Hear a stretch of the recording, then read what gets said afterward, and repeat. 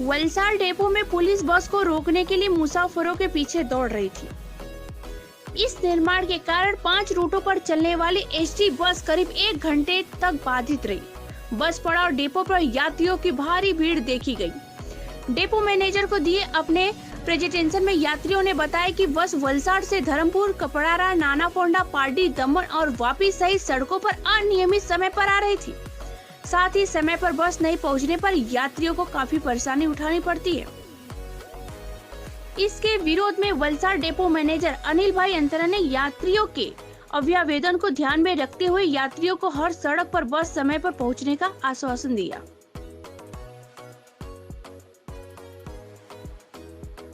તમારું નામ? તમે ક્યાંથી આવો છો? અહીંથી કેટલું કિલોમીટર હશે? 8 કિલોમીટર. વલસાડ થી ધરમપુર ધરમપુર 4 કિલોમીટર. કેટલું લાંબુ છે? 38 કિલોમીટર. હજુ સુધી તમે ઘર નથી પહોંચ્યા? હજુ કા પહોંચ્યા? હવે જાતામાં તો 11 વાગે 12 વાગી જાય. આ દિલ્હીનો આજ છે? આ છે. આ હોને આવી તકલીફ સાહેબ. શું માંગ છે તમારી? કાયમ થી ટાઈમ બસ માંગે તે શું માંગ સાહેબ? સાહેબ આજે 7:30 વાગ્યાથી બસ નથી. 6:30 ની બસ છેલ્લી આવી ગઈ, ત્યાર પછી કોઈ બસ નથી. ના ધરમપુર રૂટની નથી, ના વલસાડ રૂટની નથી. હમણાં વાગ્યા છે 9, 2 કલાક થઈ ગયા સાહેબ. હમણાં બધી બસ આવીને બધી ઊભી રહી છે. અમારે રોજનું આવવાનું.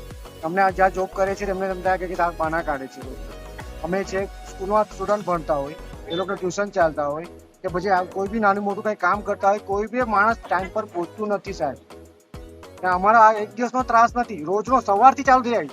તમે સવારની તો ટાઈમ ટુ ટાઈમ બસ હોવી જોઈએ ને સાહેબ, તે બી લેટ થાય છે. સવારથી જ ચાલુ થઈ જાય, સાંજ પડતા પડતા અડધો કલાક, પોણો કલાક, 1 કલાક, 1.5 કલાક, પછી કોઈ ટાઈમ જ નથી.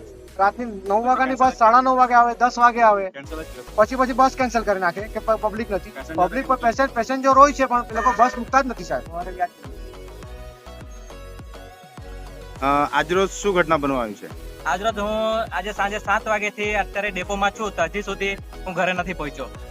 આ એટલે વલસાડથી ધરમપુર જવાનો બસનો ટાઈમ 15 મિનિટે બસ મુકાય છે, આવું ડેપોમાં લખેલું છે. અત્યારે 1 કલાક ઉપર થઈ ગયો, એક બસ નથી આવી. આ વસ્તુ કાયમ જ થતી છે.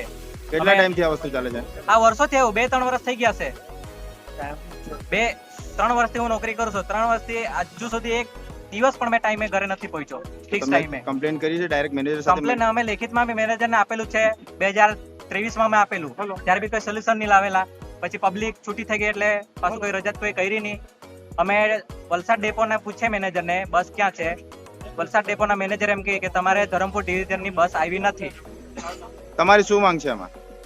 અમારી એ જ માંગ છે કે બધી બસ ટાઈમ ટુ ટાઈમ રેગ્યુલર કરો તો લોકોને તકલીફ નહીં પડે. કેટલા લેડીઝ લોકો પણ એમાંથી ઘરે જઈને એમને રસોઈ બનાવીને બીજા કામ હોય, નાના છોકરા હોય, ક્યાં જાય? હવે મહિનાનો પાસ કઢાવીએ પૈસા એડવાન્સમાં આપીને. સ્ટુડન્ટ લોકો હોય, નોકરિયાત લોકો, બધા નોકરિયાત લોકો હોય, સવારે પણ આ જ વસ્તુ હોય. બધા થાકેલા હોય, ઘરે ક્યારે પહોંચે? કલાક લોકો લેટ પહોંચતા હોય. એટલે આના પછી તમે પૈસા આપવા છતાં પણ સુવિધા નથી મળતી.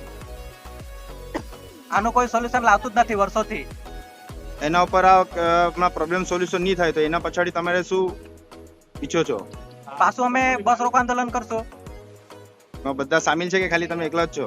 ના, બધા છે રેગ્યુલર જે અપડાઉન કરતા છે. બધી પબ્લિક તમે જોઈ શકો. એક બસમાં 100 જણને ભરી લઈ જતા છે લોકો, ઘેટા બકરાની જેમ. કઈ અકસ્માત થઈ તો જવાબદારી કોણ લેશે? લોકો તો મજબૂરીમાં જવાના જ છે, કારણ કે બસ નથી. બધાએ ટાઈમ ટુ ટાઈમ પહોંચવાનું છે. લોકોની મજબૂરી છે એટલે લોકો બેસી જાય છે.